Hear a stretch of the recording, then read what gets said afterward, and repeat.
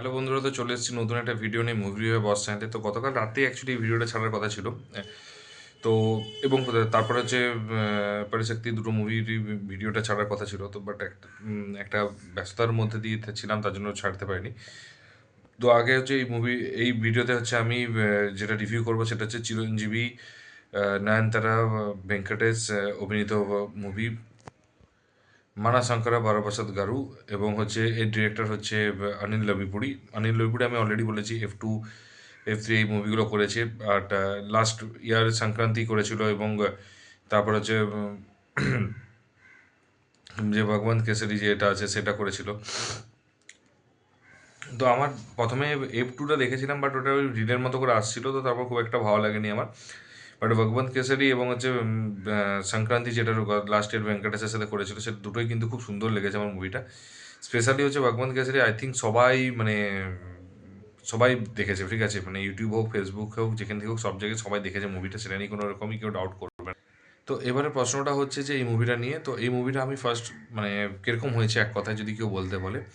আমি বলবো যে যদি তুমি মাস কমার্শিয়াল মুভি, যদি তুমি ফ্যামিলি এন্টারটেনিং মুভি দেখতে চাও, তাহলে কিন্তু আমি সিম্পল কথা বলবো, মুভিটা যাও, হলে গিয়ে দেখে এসো। আমি এটুকু বলতে পারি যে তুমি মানে রিগ্রেট ফিল করবে না, এবং এনজয় করবে, এবং এন্ড টু এন্ড মস্তি দেবে মুভিটায়, যেটা হচ্ছে সবচেয়ে ভালো দিক, ঠিক আছে। আর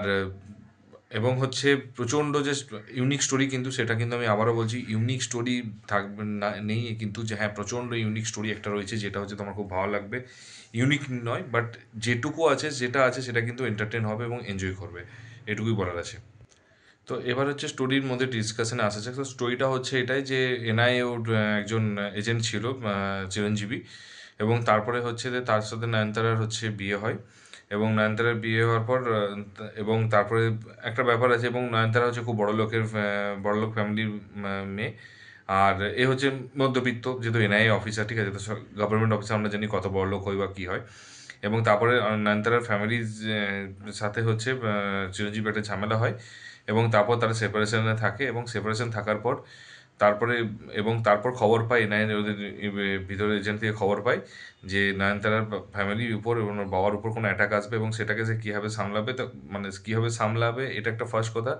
এবং কীভাবে সে নয়নতারার সাথে আবার প্যাচ আপ করার চেষ্টা করার সুযোগ পেয়েছে, তো সেটা সুযোগটা মানে প্যাচ আপ করবে, সেই সমস্ত কিছু কিন্তু ডিটেলসে রয়েছে এই মুভিতে, এবং কীভাবে করবে এবং কী কী হবে, তো এই একটা স্টোরি। এবারে কেউ যদি বলে স্টোরি নিয়ে কম্প্যারিজন করে, তা আমি বলবো ভাই, স্টোরিটা একদমই সিম্পল, নর্মাল এবং লিনিয়ার স্টোরি, সেখানে কোনো রকমভাবে কোনো কিছু নেই,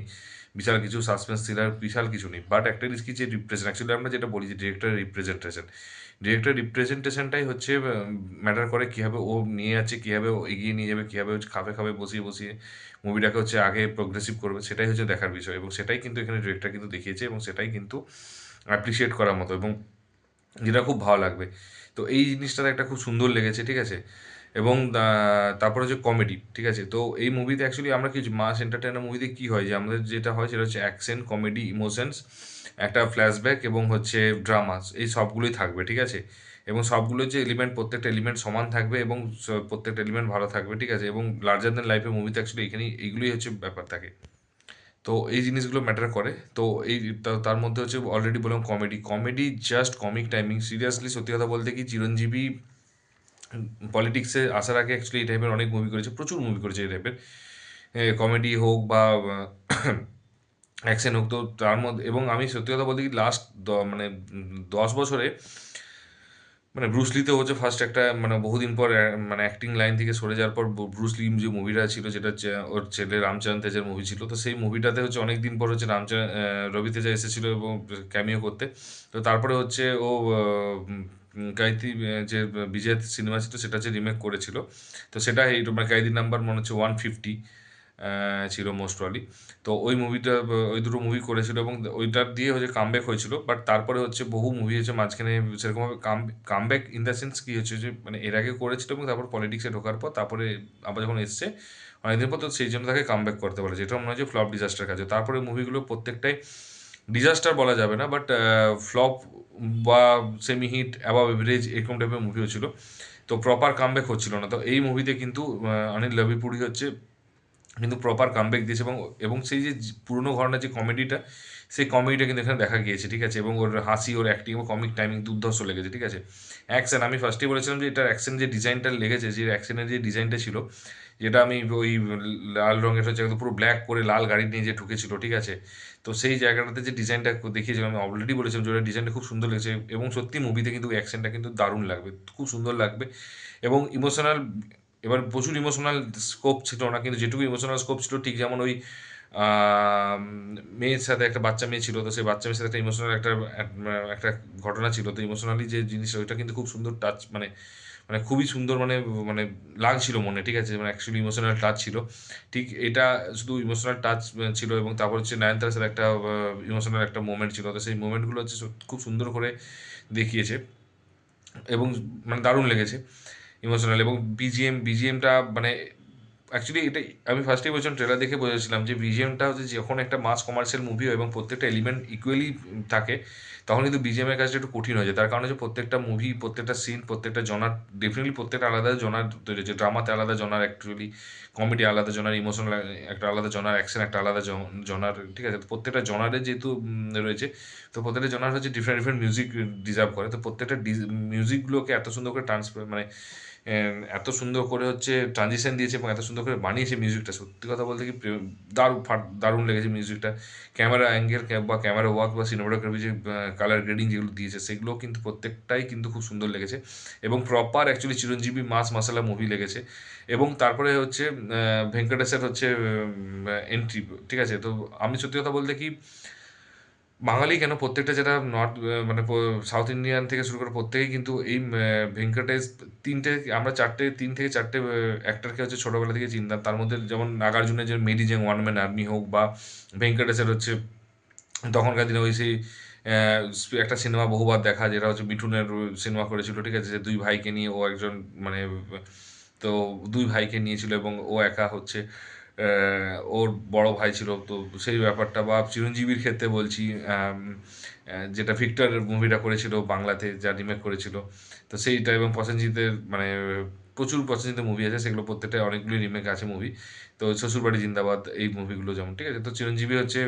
ওইগুলো যদি আমরা হিন্দিতে ডাব দেখিনি, বাট হিন্দিতে আমরা দেখেছি ওই ওই ভিক্টর যেটা রিমেক করেছিল, তো ওর ছেলে আর ও দুজনে একই ইয়েতে, এবং ভিক্টর এবং ওর যে মানে মালিক তাকে খুব ভালোবাসে, ঠিক আছে, তো মালিকের জন্য সে জেলে যায়, তো এই টাইপের, তো এই মানুষগুলো হচ্ছে আমরা অ্যাক্টিং দেখে আমরা বড় হয়েছি, ঠিক আছে, তো ডেফিনেটলি হচ্ছে মানে এই দুজনকে যদি স্ক্রিনে একটা টাইম দেখা, একটার সময় দেখা, মানে একবার দেখার জন্য সত্যি খুব ভালো লাগবে, এবং যখন এসেছিলো, এবং সত্যি কথা বলতে কি, যেহেতু অ্যাকচুয়ালি এটা হিন্দিতে ছিল না, ডাব ছিল না, এটা হচ্ছে ইংলিশ সাবটাইটেল দিয়ে দেখছিলাম, তো ডেফিনেটলি বেশিরভাগই লোকালেই লোক দেখছিল, ঠিক আছে, তো লোকাল মানুষগুলো তারা হচ্ছে মানে তাদের লোকাল ল্যাঙ্গুয়েজ যেগুলো বলে, ঠিক আছে, তো তারা এসেছিল, তারা দেখছিল, তো তারা সিটি মারছিল, এবং সত্যি এফেক্টিভ, মানে অ্যাকচুয়ালি যে মাস এন্ট্রি যেগুলোকে বলে, সেটা খুব ভালো লেগেছে, এবং মানে ডায়লগগুলো যেগুলো সব দুজন মিলে যে ডায়লগটা টোটাল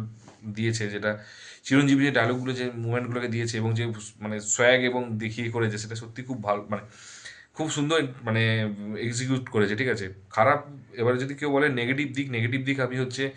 একটাই বলবো নেগেটিভ দিক, সেটা হচ্ছে যে ভিলেনটাকে আমার যতটা, কারণ চিরঞ্জীবী যথেষ্ট পাওয়ারফুল একটা অ্যাক্টর যাকে বলে, ঠিক আছে, তো ব্যাপারটা দেখতে গেলে সেই অনুযায়ী ভিলেনটাকে আমার একটু উইক লেগেছে, ঠিক আছে, ওই রেসপেক্টিভে, তো আমি মনে হচ্ছে ভিলেনটাকে একটু মানে স্ট্রং করতে পারলে ভালো হতো, এবং বিল্ড আপ দিলে বেটার হতো আমার মনে হয়, তো বাকি আর মানে কোনো কিছুই সেরকম খারাপই নেই, এবারে যদি বলে যে অনিল রবিপুডির হচ্ছে যদি ভগবন্ত কেসরির সাথে কম্পেয়ার করে, তো ডেফিনেটলি সেটা হতে পারে না, তার কারণ হচ্ছে সেইখানে যে ভিলেনটা অর্জুন রামপাল, এবং মানে ধুরন্ধর দেখে বুঝে গেছো এখনকার, ঠিক আছে, তখন যদি ওটাকে মিস করে থাকো, ধুরন্ধর দেখে নিয়েছো ডেফিনেটলি, তো ধুরন্ধরে তুমি দেখে বুঝে গেছো যে কোন লেভেলের হচ্ছে ভিলেন হতে পারে, ঠিক আছে, তো তো সেইখানে কিন্তু ওই লেভেলে কিন্তু ভিলেন ছিল, এবং সেখানেও যেরকম বিল্ড আপ দিয়েছিল হিরোর, এখানেও কিন্তু বিল্ড আপটা কিন্তু সেরকম দিয়ে দরকার হয়নি, কারণ সেটা কমেডি ছিল না, সেটা অ্যাকচুয়ালি মানে অন্য জনারে ছিল, এটা কিন্তু প্রপার কমেডিটাকে, এবং প্রত্যেকটা মোমেন্টে কিন্তু ফার্স্ট হাফ হোক সেকেন্ড হাফ হোক দুটোই কিন্তু মানে এত কমেডি দিয়েছে, এবং যদি প্লিজ যদি মানে বুঝতে পারো, তাহলে মানে যে কেউ যদি বুঝতে পারে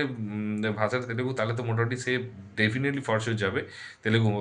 তে দেখতে, বাট যদি কেউ বুঝতে না পারে, যদি একটু ইংলিশ সাবটাইটেল বুঝতে পারো, আমি এটুকু বলছি, তুমি দেখতে যদি যাও, তুমি সত্যি কথা বলতে কি মানে পেট ফেটে যাবে আস্তে আস্তে, আমার দারুণ লেগেছে, ঠিক আছে, মুভিটা, তো যদি তোমরা অলরেডি দেখে থাকো, তাহলে অবশ্যই কিন্তু কমেন্ট বক্সে জানিও, আর এটা আমি এটুকু ফর শিওর বলতে পারি যে এটা হিন্দি ডাবে নিশ্চয়ই আসবে, ওটিটি হোক বা